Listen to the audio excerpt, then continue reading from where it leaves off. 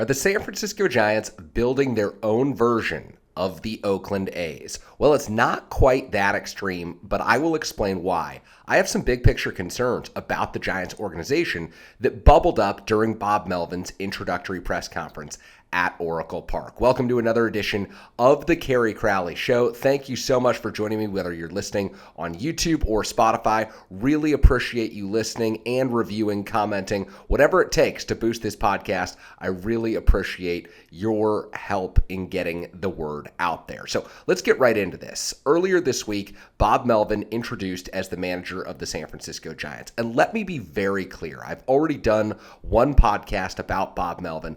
I think that this is a home run hire for the San Francisco Giants. I was relatively skeptical when the team decided with 3 days to go left in the regular season that Gabe Kapler should be fired, because I thought, look, you look at the bigger issues with the Giants organization, and I'm not here to say that Gabe Kapler did the best possible job in the year 2022 or 2023. But what I will tell you is this. If you look at that 2023 roster, Gabe Kapler did not have the pieces to put together a contending ball club. Losing 83 games out of 162 was not on Gabe Kapler. You could pin 4 or 5 losses, whatever, on a manager, on a coaching staff, on the hitting coach's lack of ability to get through to the hitters, whatever you want. But the bottom line is, the roster that Farhan Zaidi put together simply was not good enough, regardless of who was managing the San Francisco Giants. I don't care if it was Bruce Bochy, Dusty Baker, what have you. The Giants did not have the pieces to win in 2023. And whether you want to pin that on the front office, which I think is a legitimate criticism, or on ownership, which I actually think is a more legitimate criticism, because ownership has not shown a willingness to spend at the requisite levels to contend on a recent basis. I think that those are the ways that the Giants ultimately finish with a losing season. Is their payroll was right around $190 million. I think it probably needed to be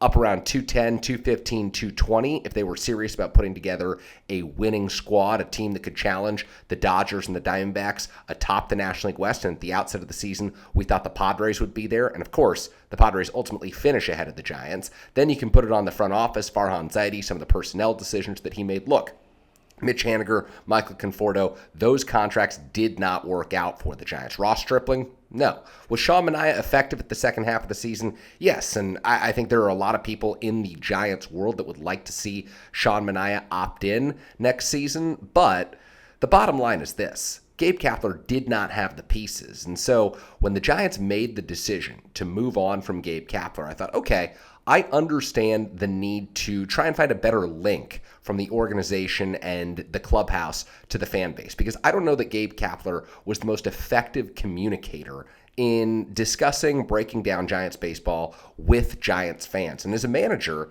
there are really 2 big things you have to do when you're not in between the lines, when you're not standing on the top step of the dugout, making calls to the bullpen, making decisions on who's going to pinch hit, who's going to substitute when. And those 2 things are communicating effectively, being the liaison from the front office to the clubhouse, and then being the liaison from the clubhouse to the fan base. And that, I think, was Gabe Kapler's downfall in San Francisco. I don't think Giants fans liked his message. I don't think a lot of Giants fans resonated with the way that he talked about baseball. And I think that sometimes they felt it was so nuanced and hard to follow that he was speaking, a lot about analytics, a lot about trends. And look, I was the audience for that. I like the new era of baseball. I like a lot of the modern things about the game. But I recognize, if you've been a Giants fan since 1958, if you had Roger Craig and Dusty Baker and Felipe Alou and Bruce Bochy as your predecessors, talking about analytics and talking about the new ways the game is being played is going to be a really difficult way to break through with this Giants fan base. I think that there are a lot of younger fans who had some grace for Gabe Kapler. And you look, it's just natural. The divide is, if you grew up listening to those figures that I just mentioned, and Roger Craig and Dusty Baker and Alou and Bruce Bochy breaking down the game of baseball, it's just simple. Gabe Kapler sounded different, and that didn't work for a lot of Giants fans. And that's not Gabe Kapler's fault. Look, I think that one of the most important things that he did was stay true to himself in San Francisco. But the bottom line is, when the Giants felt that they weren't putting butts in the seats, when they weren't selling tickets at Oracle Park, and they weren't putting a winning product on the field, one of the easiest things that they could do as an organization was simply change the manager. And is that going to solve all their problems? No. Changing the manager is one of 50. There are a ton of steps that the Giants need to take to put a winning product on the field. But when this search began, I was skeptical because I thought, okay, you've got the New York Mets who are hiring. You know that Steve Cohen is going to spend a ton of money. You've got the Cleveland Guardians who are hiring in a wide open AL Central. The Guardians farm system always produces talent. That's an organization that consistently competes. The Angels still have Mike Trout down in Anaheim, although I thought that the Giants' job was better than the Angels' job. And who knows? Let's say Craig Counsell went from Milwaukee to New York. Then a Brewers job would open, and that theoretically would be better than the Giants' job because the Brewers are more set up to win right now. So I was looking at all of the different candidates the Giants might interview who might say yes to come to San Francisco and manage the Giants. And if you told me with 3 days left to go in the regular season that the ultimate candidate, that the person the Giants would hire is Bob Melvin, to me, that would be a win.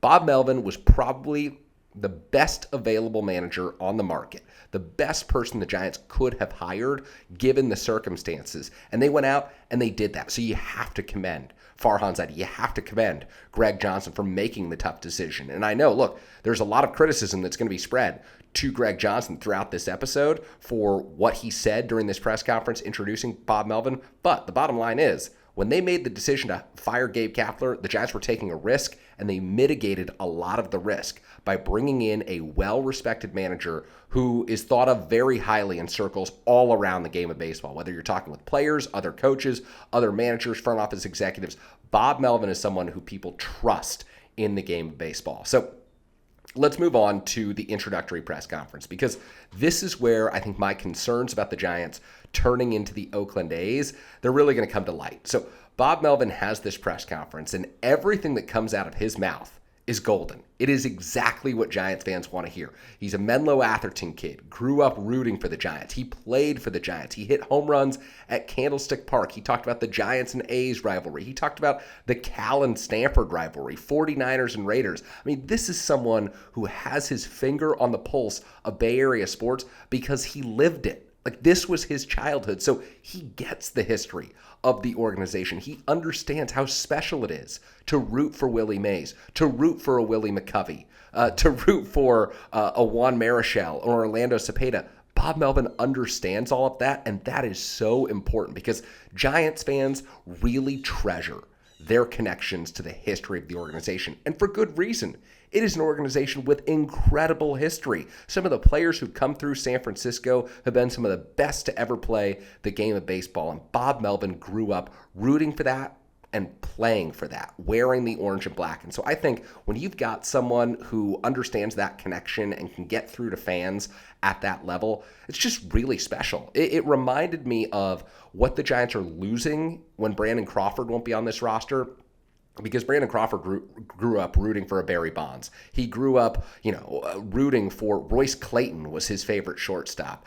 There's the famous picture of him at Candlestick Park, saved the team. And you know what? The Giants ownership did save the team. Peter McGowan came in and put the group together. They bought the team. They kept the team in San Francisco. And then they built this magnificent waterfront ballpark.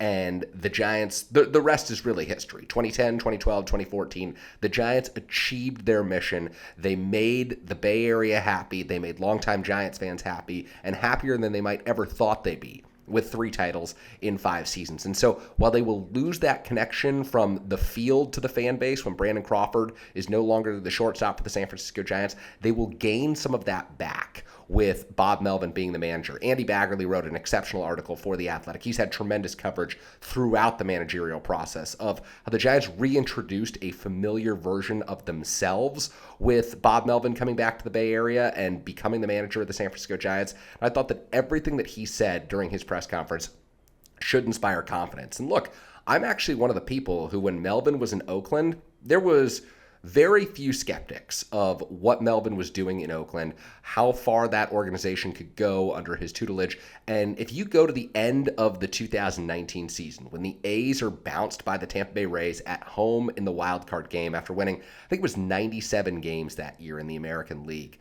I wrote for the San Jose Mercury News that the Oakland A's and Bob Melvin ought to consider parting ways, because You looked at his track record through, I think it was 11 seasons with the A's at that time, 6 in which the A's had made the postseason, and they simply were not a team that was advancing deep into the postseason. They had the disastrous 2018 wildcard game where Liam Hendriks starts as an opener. I mean, Giants fans don't want to hear the word opener, and that's what Bob Melvin did in the playoffs. And yes, it was called by Billy Beane and David Forst. It was a front office decision because that's the way these things go right now. But nevertheless, this was a manager who had to get on board with starting an opener in the playoffs. It backfired at Yankee Stadium. Hendricks gives up the early runs. The A's are never the same in that game, and they end up bowing out in the wild card game. 2019, Sean Manaea starts in the wild card game, couldn't get out of the third inning. Maybe Mike Fiers should have started against the Tampa Bay Rays. I think there was a decision to be made there, and ultimately the A's 97-win season goes for naught. And so I'm thinking, look,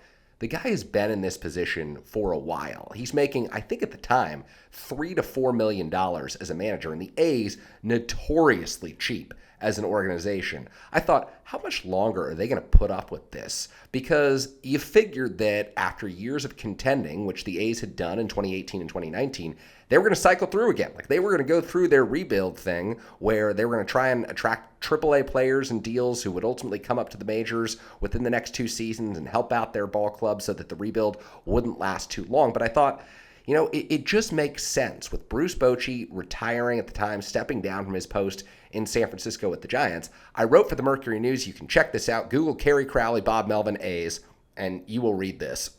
I wrote that the Giants ought to give Bob Melvin a call. Or what would happen if the Giants gave the A's a call about trying to interview Bob Melvin for their, at the time, vacant post. They had not committed to hiring Gabe Kapler. Farhan Zaidi was about to begin the search process.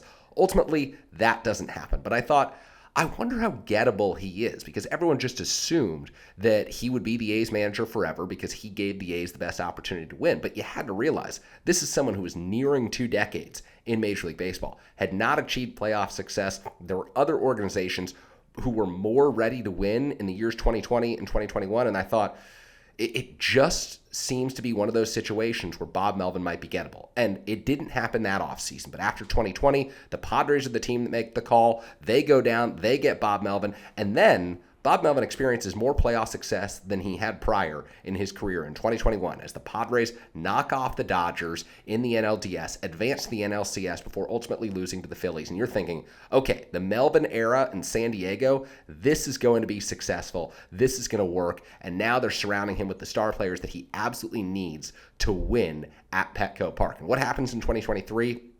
We all know the story of the San Diego Padres. And I'll be honest, it was a really funny story to watch unfold. Just as like a neutral observer of the San Diego Padres, to see the talent that that organization had amassed this year and to see them absolutely flounder for most of the season was stunning. It was jaw-dropping. It was like, how is something like this with Juan Soto, Fernando Tatis, Manny Machado, how is something like this happening in San Diego? And you read the stories, there is a disconnect between Bob Melvin and AJ Preller. There's a disconnect between the front office and the coaching staff. There's a disconnect that leads you to believe that, hey, maybe Bob Melvin isn't long for San Diego. And so ultimately, we know how this story ends. The Padres aren't happy with Bob Melvin. They allow him to interview in San Francisco. And it's the same thing that happened when Bob Melvin was with the A's and he was allowed to interview with the San Diego Padres. It's the same thing that happened when Bruce Bochy was the manager of the San Diego Padres and he was allowed to interview with the San Francisco Giants. Once that interview takes place,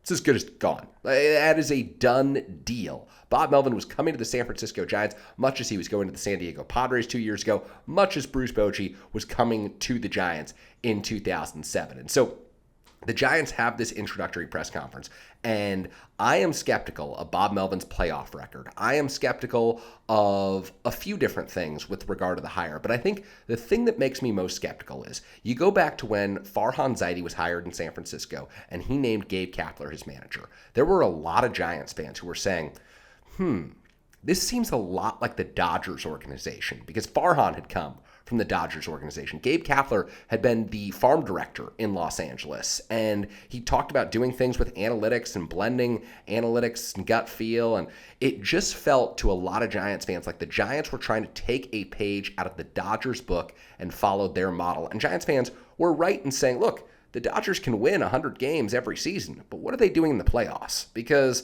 up until 2020, when I don't know if you count it, I was there, I count it, but a lot of people don't. Up until 2020, it was just playoff misery after playoff misery for the Dodgers. And so fans were, I think, rightfully concerned. And it was, hey, we're following the script that your biggest rival is using. I just think that you want to be doing something different, even if that script during the regular season was incredibly successful for the Dodgers. And so it's funny that there was so much criticism about that, and yet no one has brought up the idea that right now, at this moment in time, the Giants seem to be following a script that's relatively similar to that of the Oakland A's for the past 2 decades. And I'm not talking about the past 2 years, which have just been an absolute embarrassment for John Fisher and the A's organization. Really, not even the A's organization. There's good people in that organization. The A's owner, John Fisher, has absolutely destroyed that franchise, has made a mockery of himself, and has done everything he can to erode trust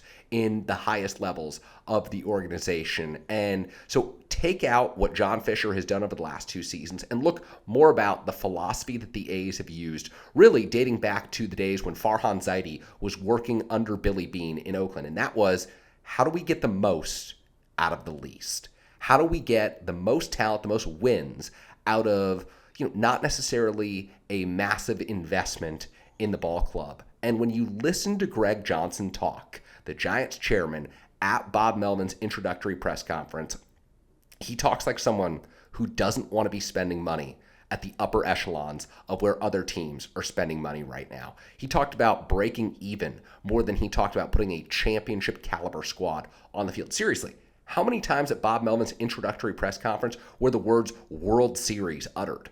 Because you go back and listen, and even if they were uttered, they were overshadowed by the fact that when Greg Johnson was asked about if he's willing to commit a higher payroll to help this organization put a better product on the field in 2024, he said the goal is to somewhat break even. Not the goal is to do whatever it takes to win a World Series. The goal is whatever it takes to get fans back in the seats and falling in love with Giants baseball again, and recognizing the faults of 2022 and 2023, and recognizing that it's going to take massive spending commitment to getting people back to Oracle Park and getting the Giants back to a position where they can contend in the National League West. No, the goal from the chairman of the organization is to somewhat break even, which is just, it's an astonishing and disgusting thing to say, if you ask me. And there's a lot of people who are out there ready to go to bat for ownership, who are ready to say, well, it's just like any other business. No. The San Francisco Giants, no professional sports team is just like any other business. That is a fallacy.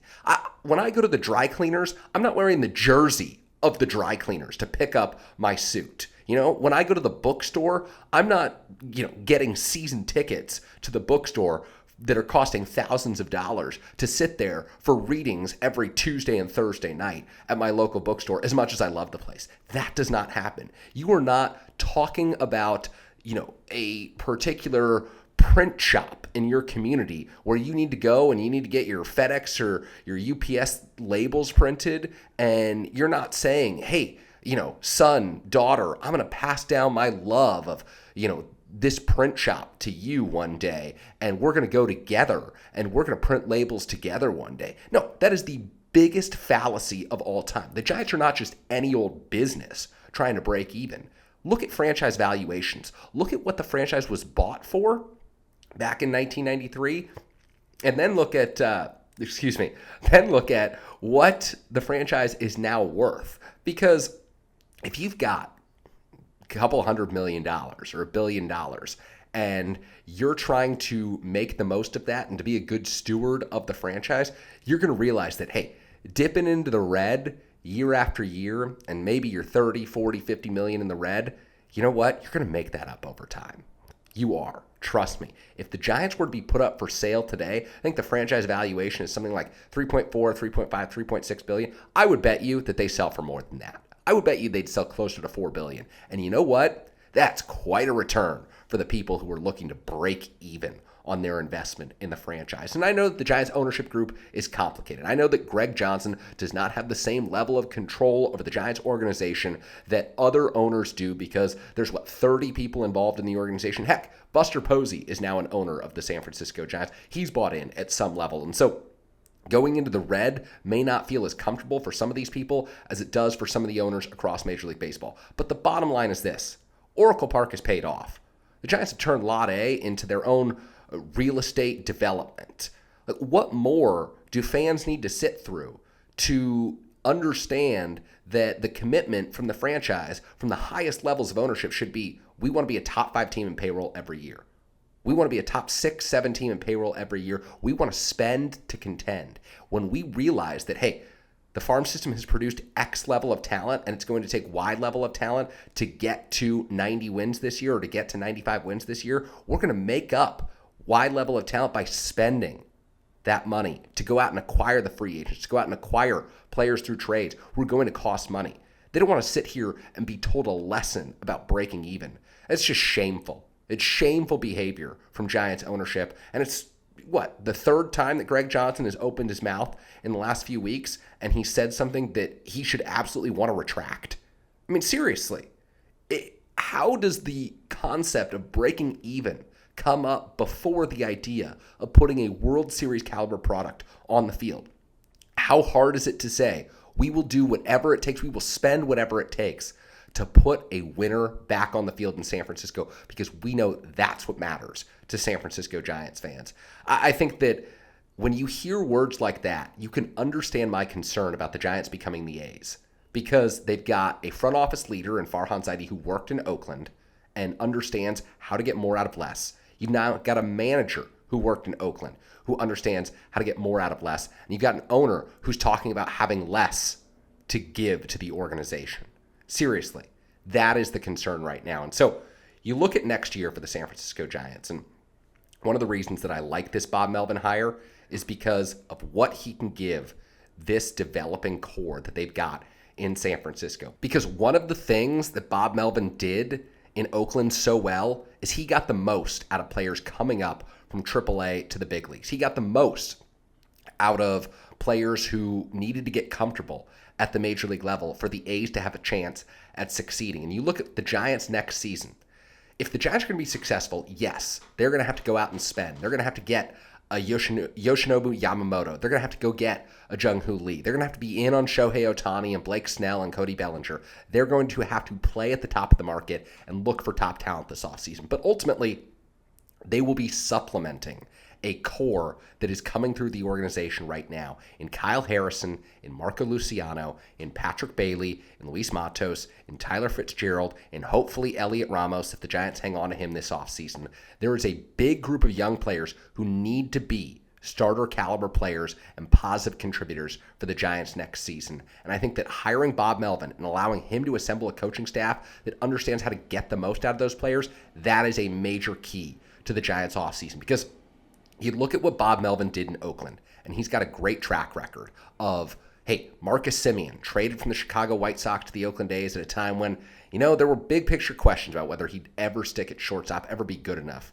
The A's got the most out of him. Matt Chapman, Matt Olson, when they came up to the major league level, Bob Melvin got the most out of them. Sean Manaea, Sean Murphy, Bob Melvin got the most out of them. There's a long list of players who made the successful transition from AAA to the major leagues or were traded for early in their major league careers, like Marcus Semien, who then had their best seasons with the Oakland A's. And that is something that should inspire hope in Giants fans, that should give you reason to believe that Bob Melvin was the right choice. Because, let's be honest, if the Giants are going to be successful next year, moving on from Brandon Crawford at shortstop, it's got to be Marco Luciano. There are no guys on the free agent market, there are no guys in the trade market who are going to be better players for you next year than Marco Luciano.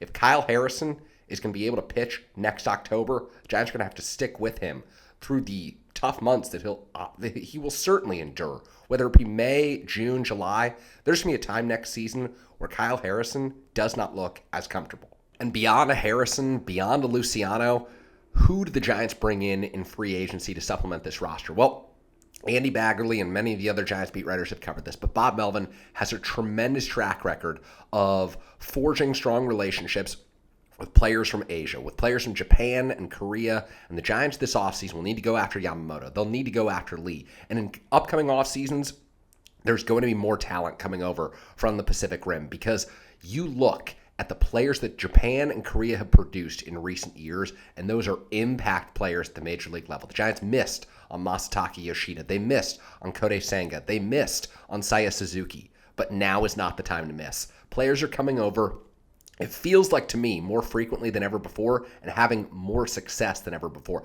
Those leagues in Japan and Korea are great. They're really fun to watch. If you ever get the chance to do so, sometimes I'll stay up late watching YouTube highlights. Those teams are awesome. Those players have so much fun. The World Baseball Classic this year was an absolute display of abilities from all over the world, and now is the time for the Giants to strike with adding Yamamoto to the rotation or adding Jung-Hoo Lee as their everyday center fielder. This is going to be a situation where Bob Melvin can use his relationships that he successfully forged with Ichiro Suzuki up in Seattle, with Ha-Seong Kim down in San Diego, with a wide variety of players in Oakland and Arizona during his managerial stints there, and show that he can be the manager that can help facilitate a successful transition to the United States in those recruiting pitches. Because, believe me, those players will be looking for a place where they feel comfortable, and Bob Melvin and the manager seat in San Francisco can make them feel comfortable. That is, to me, one of the biggest reasons you go out and hire Bob Melvin. Aside from the Luciano, the Harrison, the Matos, the Bailey reason,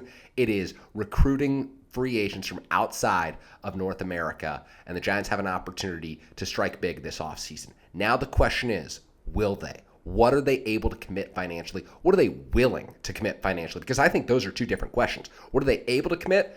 We know this Giants organization, back in the 2010s, was able to commit a lot and willing to commit a lot. Like, they're able right now. What is Greg Johnson willing to authorize Farhan Zaidi to spend? What is Farhan Zaidi then willing to go out and do with that money? Because the Giants have a lot of needs to get better this offseason. And the paths to getting better aren't exactly that clear. Like, there are roster spots that are filled by an Anthony DeSclafani, by a Ross Stripling, by different players who maybe aren't the best fits for the organization. So how do the Giants get creative this offseason to turn what? A 79-win team into a contender? And for those of you saying it can't be done, look at what the Texas Rangers did. 94 losses, they spent their way out of it. Look at what the Arizona Diamondbacks did. A year after, or 2 years after 110 losses, they've got an emerging, young, talented core that is sensational to watch. I mean, Corbin Carroll, don't mention where he was drafted because I think the Giants had a pick before that. But nevertheless, there's an opportunity for the Giants. And now it's making sure they don't follow the playbook of the Los Angeles Dodgers, that they don't follow the playbook of the Oakland A's, that they follow the playbook of the San Francisco Giants, the one that made this organization successful. I'm Kerry Crowley. Thanks for listening.